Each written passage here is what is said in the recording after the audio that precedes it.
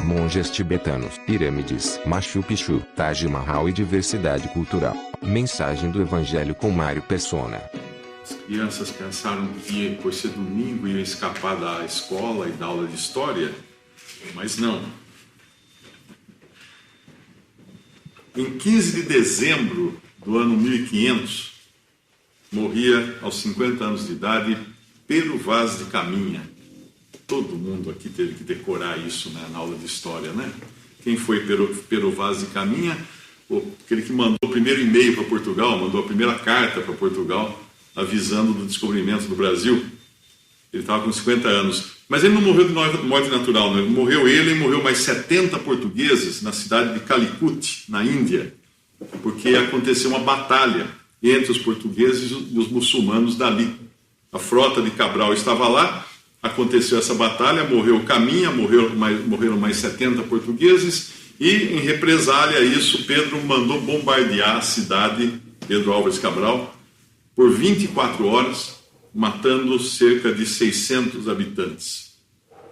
Mas de onde vem toda essa briga? Porque saiu daqui, estava tão bom aqui, né? Descobriu o Brasil, pega uma praia, né? Fica aqui, tranquilo. Não, ele tinha que ir lá em Calicut. O que ele foi fazer em Calicut?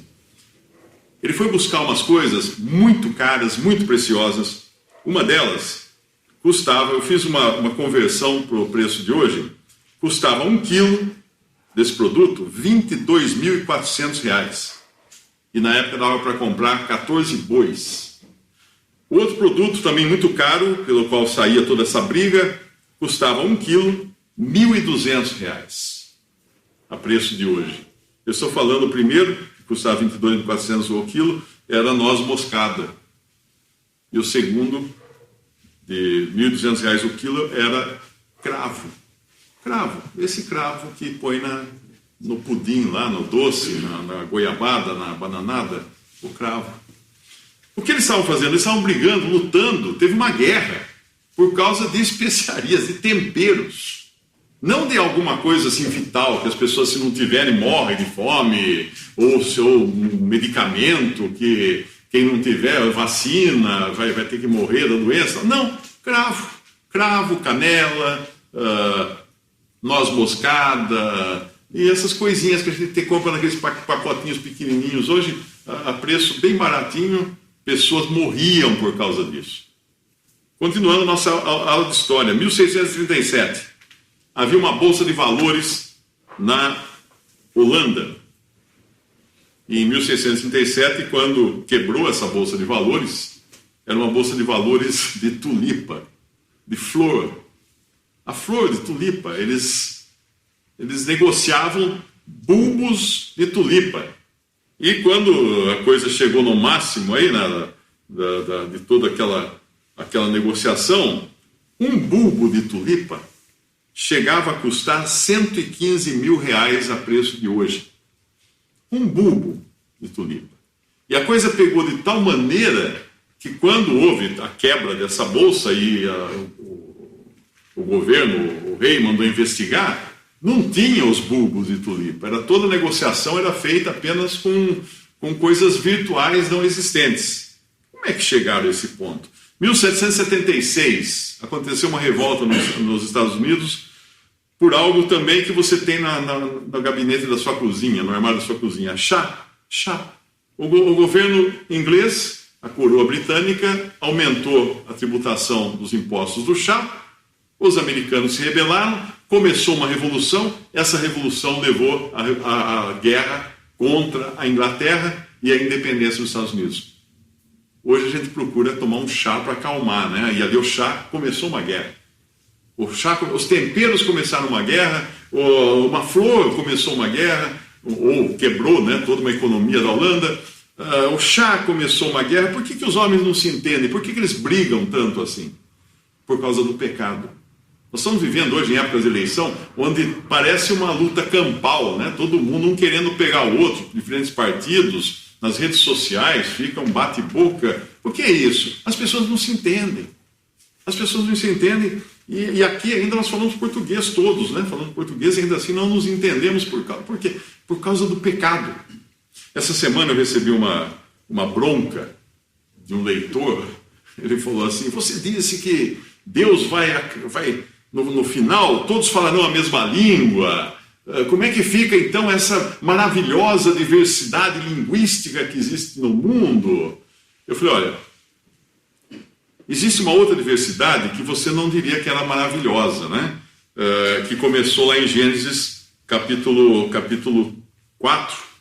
3, quando Deus ordenou, porque Adão e Eva caíram no pecado, Deus deu a Adão uma sentença de maldição.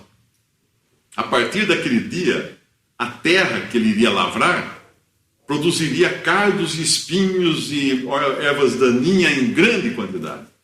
E desde então, produzir comida é um problema.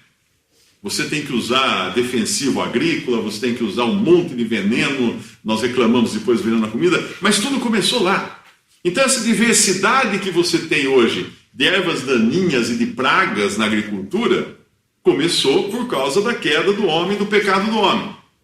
O homem pecou, Deus deu uma sentença, um juízo, e começou a diversidade, essa maravilhosa diversidade de ervas daninhas. Maravilhosa para os laboratórios agrícolas, para os produtores de fertilizantes e defensivos. Mas é um problema, é um estorvo para a humanidade. E aí veio, então, a divisão das línguas, né? Quando aconteceu lá em Gênesis 11, Deus também deu um juízo. Assim como ele deu um juízo de que as ervas daninhas se multiplicassem, Deus deu um juízo para as línguas se multiplicarem. Porque no começo, em Gênesis 11, capítulo 1, fala que era a terra, toda a terra, de uma mesma língua e de uma mesma fala. Aí os homens se reuniram num vale e disseram: vamos fazer tijolos, queimemos-los bem, e foi-lhes o tijolo por pedra e o betume por cal. E disseram: ei, edifiquemos nós uma cidade e uma torre cujo cume toque nos céus e façamos-nos nome, para que não sejamos espalhados sobre a face da terra. Eles queriam ficar importantes, eles queriam fazer um nome. Acontece que quando Deus deu ordem ao homem, quando ele saiu da arca, era para espalhar por toda a terra. A Noé era para espalhar por toda a terra. Era para multiplicar, a mesma ordem foi dada a Adão, para multiplicar-se e espalhar por toda a terra. Essa foi a primeira que Deus deu a Adão e Eva. Multiplique-se e se espalhem por toda a terra. Essa era a vontade de Deus. Mas os homens em Gênesis 11 falam assim: vamos ficar todo mundo aqui. Vamos nos unir. Vamos fazer um nome para nós, para não sermos espalhados sobre a terra.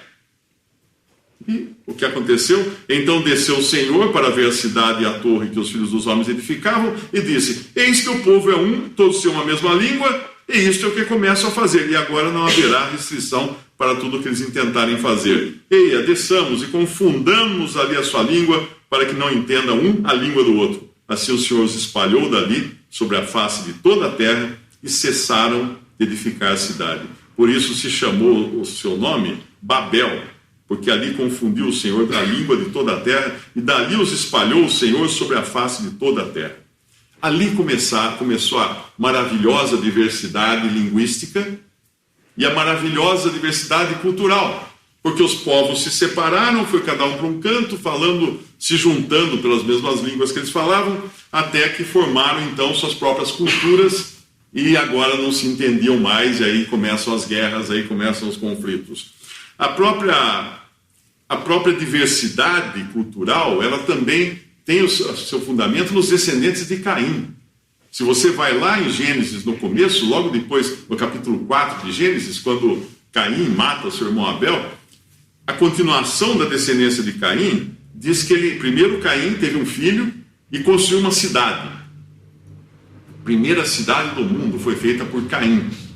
Alguns falam que a prostituição é a profissão mais antiga do mundo. Não é. É a arquitetura. Eu sou arquiteto, formado em arquitetura, é a profissão mais antiga do mundo. O primeiro arquiteto foi Caim. Ele é o pai, o urbanista, o pai da primeira cidade.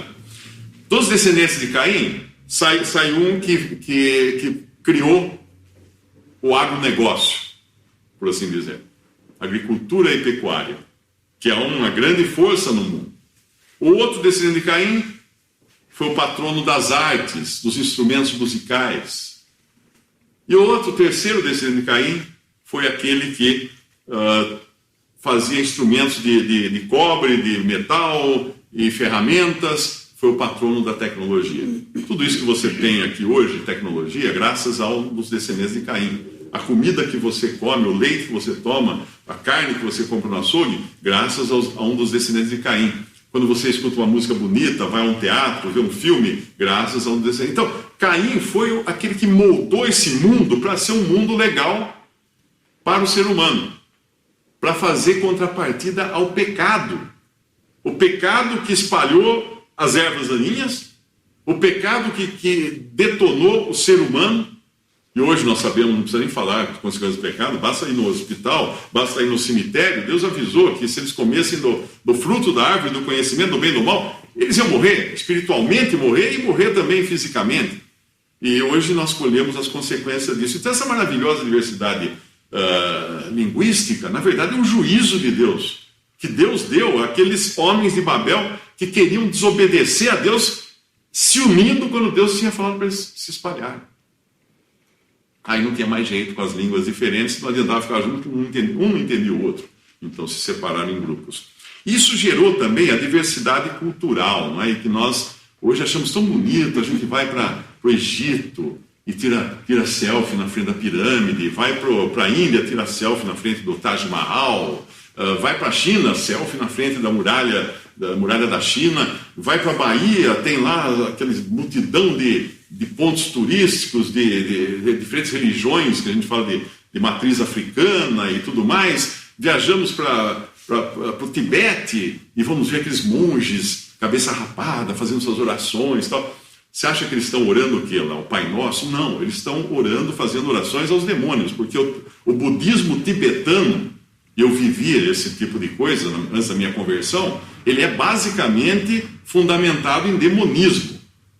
É um demonismo. Eles oferecem sacrifícios a demônios, eles oram a demônios, eles fazem exercícios de possessão de demônios, e isso e fica bonito. Você vai lá e tira selfie na frente daqueles templos budistas lá no Tibete e acha tudo bonito. Todo o turismo cultural, ele é baseado no pecado do homem. Assim como todas as coisas que nós temos na sociedade, o Senhor Jesus, quando ele se despediu dos seus discípulos, ele falou assim: o mundo jaz no maligno. As bases da sociedade são malignas. Nós estamos aí, nós estamos usando, claro, nós vivemos aqui, a gente usa o dinheiro. Né? O dinheiro é maligno, a gente sabe disso. Mas nós temos que usar o dinheiro, nós temos que plantar e brigar lá com as ervas daninhas, nós temos que aprender um outro idioma. Eu, durante muito tempo, comprei o leite das crianças, fazendo traduções para empresas, então eu estava lutando contra essa erva daninha da multiplicidade de línguas. Mas nós não podemos ser ingênuos, achar que isso é uma maravilha, porque isso é consequência do pecado do homem. Esse é o mundo que o homem, na sua rebelião contra Deus, criou, para contrafazer os juízos que Deus lançou sobre o homem por causa do pecado. A partir de hoje, talvez você vai olhar melhor, de outra maneira, para os grandes monumentos da humanidade, né? Uma pirâmide, por exemplo. A pirâmide é linda, maravilhosa, é uma obra de arte aquela pirâmide. Você vai, visita a pirâmide, só que o que está escrito, o que tem ali, aquilo é um túmulo, né? Pirâmide é um túmulo. E naquele túmulo não tem só o faraó. Ali tem todos aqueles mais chegados, os arquitetos, os engenheiros que projetaram a pirâmide, que foram mortos quando terminou a obra. Porque eles não podiam contar onde é que eram os túneis. Então eles matavam todo o pessoal que sabia do projeto. Eram mortos. Alguns eram enterrados junto com o faraó, com a promessa que de atravessar o rio depois da morte, chegar do lado de lá e tal. Eles acreditavam nisso e eles se deixavam matar. Taj Mahal é um túmulo, é lindíssimo, mas é um túmulo. É um lugar de morte. E não só de morte, é um lugar de crueldade, porque todos os que trabalharam no Taj Mahal tiveram as suas mãos cortadas e os seus olhos furados. Porque o monarca não queria que eles fizessem outro palácio tão maravilhoso, outro túmulo tão maravilhoso. Então é muito bonito, mas o que tem de sangue lá embaixo é muito sangue. A muralha da China tem 1 milhão de chineses enterrados ao longo da muralha da China, é o maior cemitério do mundo. que morriam, né? Naquele tempo não tinha segurança no trabalho, não tinha capacete, EPI, o cara caía lá de cima e morria. Estão enterrados com mais de 1 milhão de operários. Tudo isso aí por causa do pecado. E é interessante quando a gente vai vem para a América Latina, né? Vamos lá para os astecas, vamos para Machu Picchu, lugar mágico, tal, lindo, maravilhoso. Só que eu tenho o seguinte, eles faziam sacrifícios humanos. O sacerdote enfiava uma faca no peito do infeliz, que era capturado de outra tribo, pegava lá com a mão, enfiava dentro, e arrancava o coração, pulsando ainda, e mostrava para todo mundo aquele coração pulsando. E nós vamos tirar selfie na frente do templo de sacerdotes que faziam essas coisas. Então, tudo isso é um mundo que jaz no maligno. Pode hoje ter uma plaquinha maravilhosa, está nos folhetos de viagens, de programa de viagem, mas nós não podemos ser ingênuos ao ponto de pensar que esse mundo é uma maravilha. Não é. Não é. E os homens não vão se entender de maneira alguma. E quando a gente busca na Bíblia a razão desse desentendimento, sempre juízo sobre juízo de Deus. Tem um padrão interessante que a gente encontra na Bíblia, né? É um padrão que ele é basicamente de um mandamento. Deus dá um mandamento, aí o povo desobedece o mandamento, Deus cria uma confusão de línguas e depois Deus dispersa. Interessante esse padrão. Ele é encontrado em várias passagens das Escrituras. Começa lá em Gênesis, capítulo 9, no versículo 1, quando Deus deu um mandamento.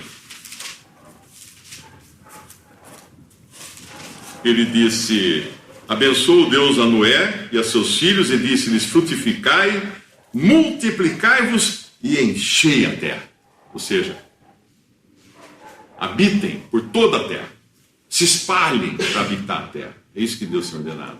Aí quando você vai lá no capítulo 11, era aquela passagem que eu li, que eles fazem uma torre, vamos ficar todo mundo aqui, vamos fazer um nome para nós, vamos nós ficar juntos, não vamos deixar espalhar a gente não. E aí Deus o que faz? Confunde as línguas deles. E aí eles são obrigados a se dispersar. Olha o padrão, que interessante. Mandamento, desobediência,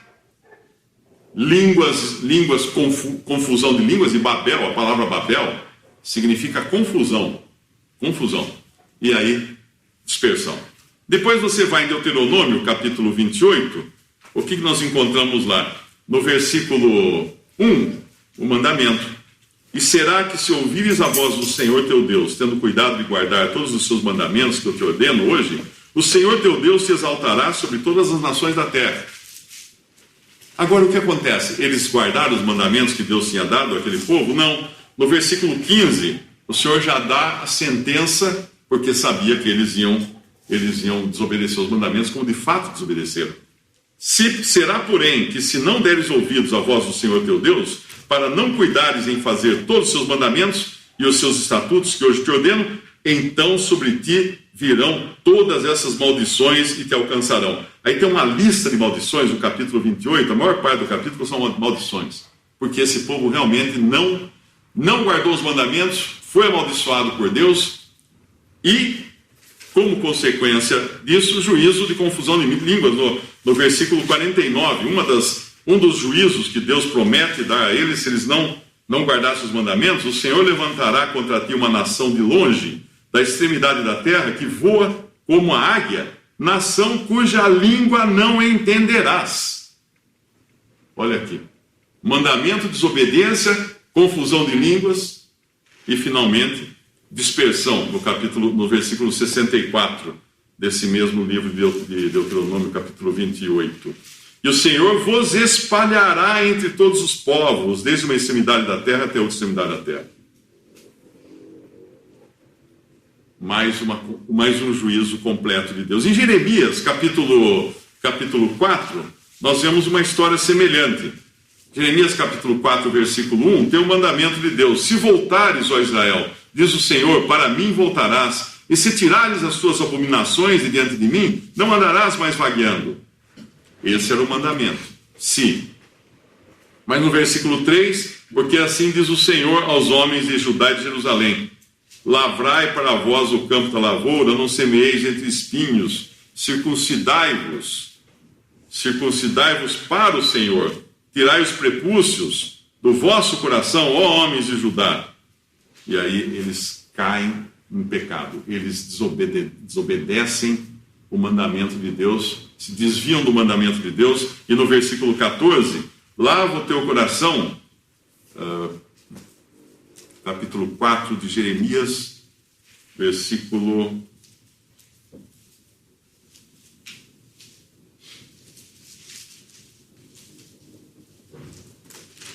Eu anotei o versículo, acho que eu anotei errado, capítulo 5,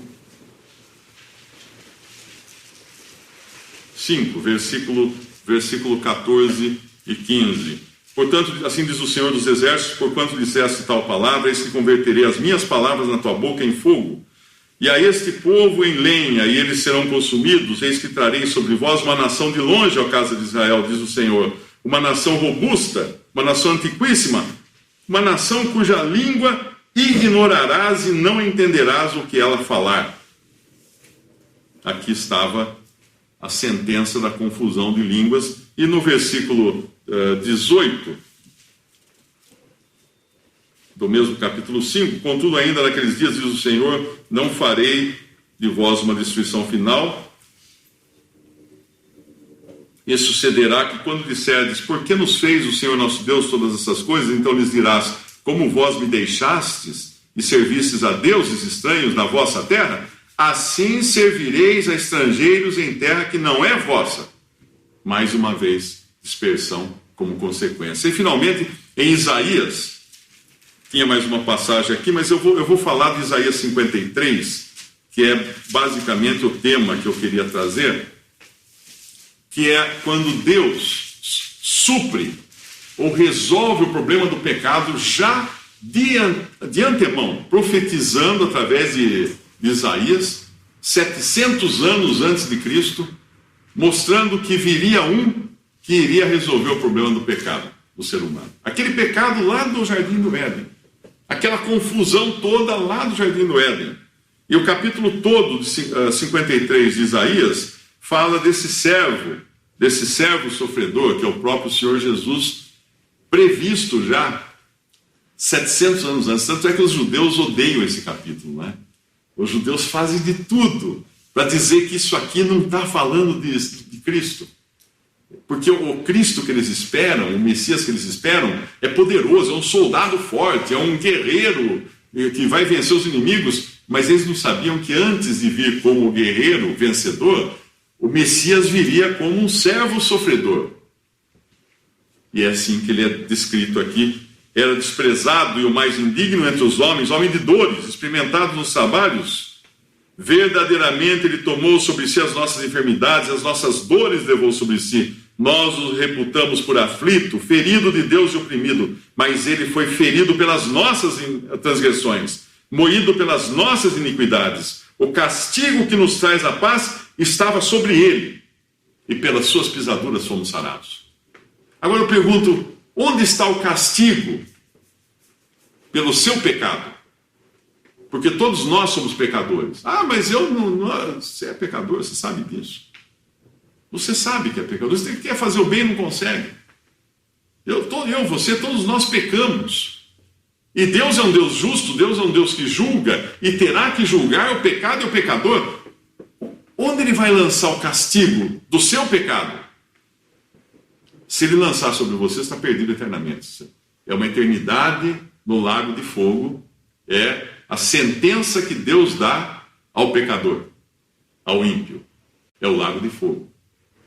Em várias passagens do Novo Testamento, o Senhor Jesus, nos Evangelhos, uma vez alguém falou assim, por que vocês falam tanto em inferno? Aí eu fui pesquisar, né? Inferno e lago de fogo. A parte que mais fala são os 4 Evangelhos. E quem mais fala é o Senhor Jesus. Porque é uma pessoa que escreveu e falou assim, não, a gente tem que falar de amor, Jesus falava de amor. Ah, é? Vamos ver. Não, ele fala de juízo.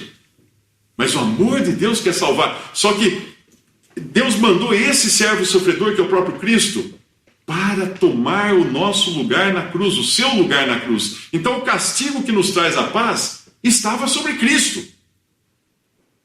E como é que você vai fazer agora para esse castigo valer para você? Você está preso, chega uma pessoa com uma mala de dinheiro, eu vim aqui soltar o preso, vou pagar a fiança dele. O que você faz? Oh, eu. É para mim, sou eu que tenho que pagar a minha fiança, paga o meu preço da soltura. Você queria isso? Cristo veio pagar o preço da soltura sua, não com dinheiro, com sangue, com a sua própria morte. Eu pergunto, você aceitou já isso? Você já aceitou o pagamento? Você já falou, eu, Senhor, eu quero ser salvo, Senhor, eu quero ser solto desse terrível destino no lago de fogo, nessa prisão terrível de onde não se sai mais. Eu quero ser solto. Me salva, Senhor. Você já fez isso? Não existe uma pessoa nesse mundo que tenha sido salva por Cristo sem pedir salvação para o Senhor Jesus. E esse, então, é o servo sofredor do capítulo 53 de Isaías, quando fala que, todavia, ao Senhor agradou moê-lo, fazendo-o enfermar, quando a sua alma se puser por expiação do pecado. O que é expiação? Quando você purga algo, quando você tira algo, você expia algo, expiação do pecado, verá sua posteridade e prolongará os dias de bom prazer do Senhor, prosperará na sua mão. O trabalho da sua alma, ele verá, Cristo verá, e ficará satisfeito com o seu conhecimento. O meu servo justo justificará muitos, porque as iniquidades deles levará sobre si.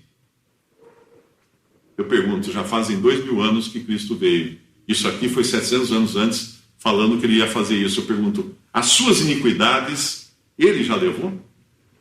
Porque ele levou apenas as iniquidades daqueles que creem nele, que o aceitaram como Senhor e Salvador. Ele levou as suas iniquidades, porque a continuação do versículo diz assim: pelo que lhe darei a parte de muitos, e com os poderosos repartirá ele o despojo. Porquanto derramou a sua alma na morte, foi contado com os transgressores, mas ele levou sobre si o pecado de todos. Não está escrito isso aqui. Se ele levasse o pecado de todos, todos teriam sido salvos. Independente de crer ou não, de aceitar ou não, levou o pecado de todos, sumiu o pecado de todos. Não. Mas ele levou sobre si o pecado de muitos, e pelos transgressores intercede.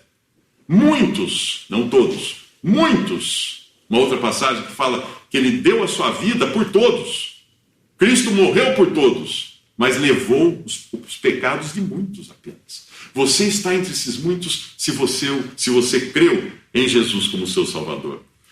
E quando nós pensamos em Isaías, é interessante que é uma sequência isso aqui. Eu não vou ler os capítulos todos, né? Mas o capítulo 53 fala do servo sofredor sofrendo para pagar os nossos pecados. O 54 começa dizendo assim: canta alegremente, ó estéril, que não desce à luz, exulta de prazer com alegre canto, exclama tu que não tivesse dores de parto, porque mais são os filhos da solitária que os filhos da casada. E aí vem, amplia o lugar da tua tenda, transbordarás a mão direita, a esquerda, aí vem toda uma gama de bênçãos, de benefícios, como consequência do capítulo 53. 53 é a morte do servo sofredor. 54, olha as consequências disso. E o 55, vem agora a receita, o remédio para você se apropriar, não só desse servo que morreu no seu lugar para pagar os seus pecados, mas também se apropriar daquilo que vai fazer sentido na sua vida para sempre. Uma vida com propósito, uma vida com significado.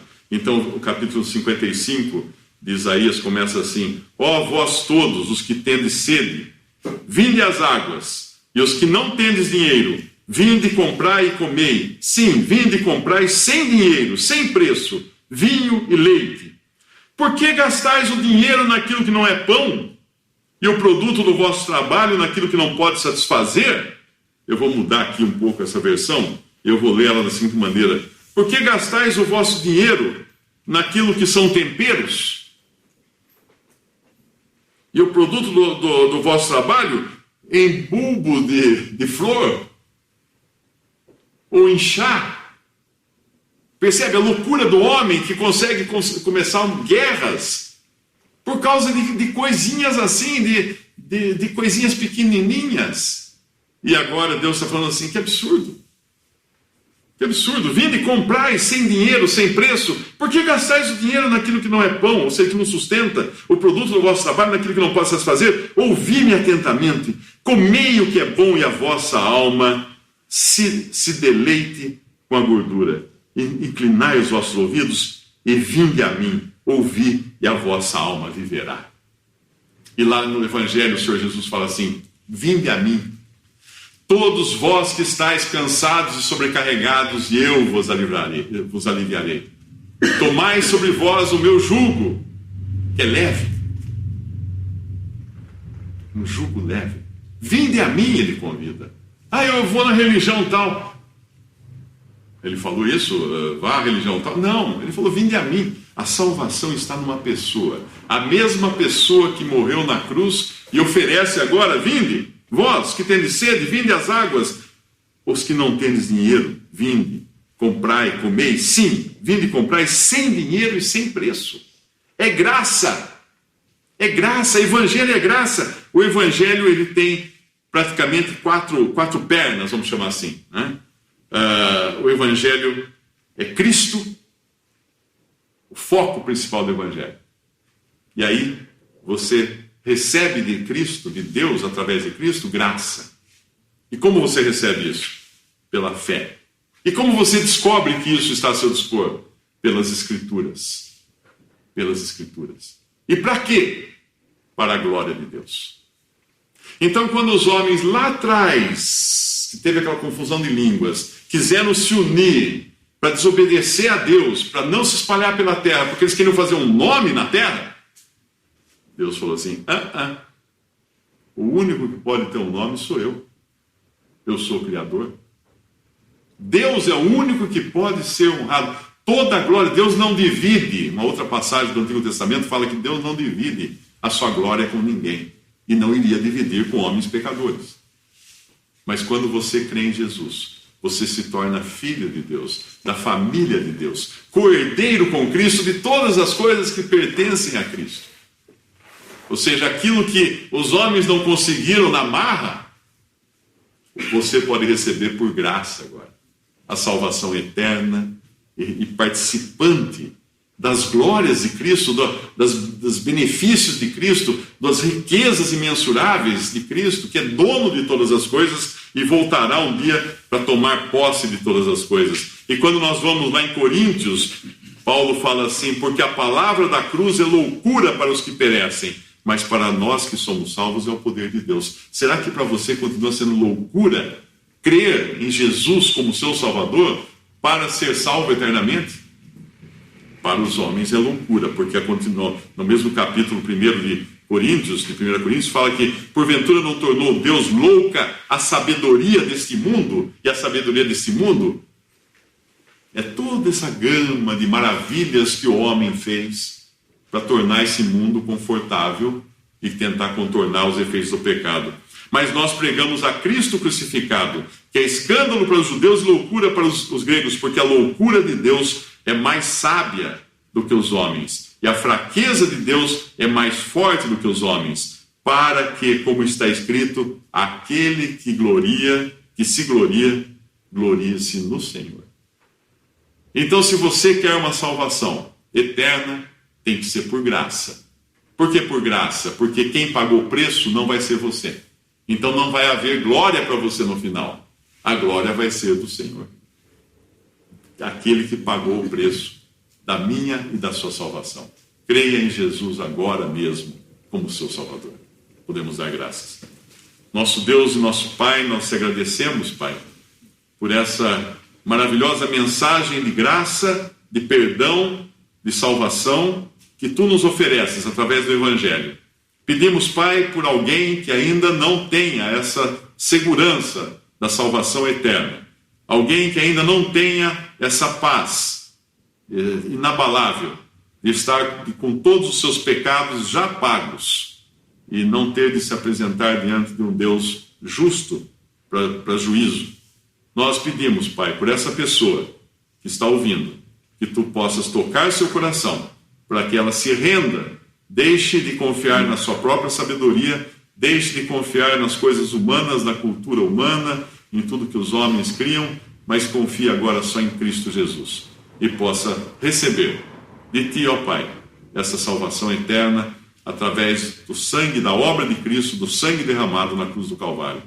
Nós pedimos isso confiando no Teu desejo de salvar e agradecendo por essa mensagem em nome de nosso Senhor e Salvador Jesus. Amém. Visite 3minutos.net. Dúvidas? Visite respondi.com.br. Adquira os livros ou baixe o e-book. Também para Android e iPhone.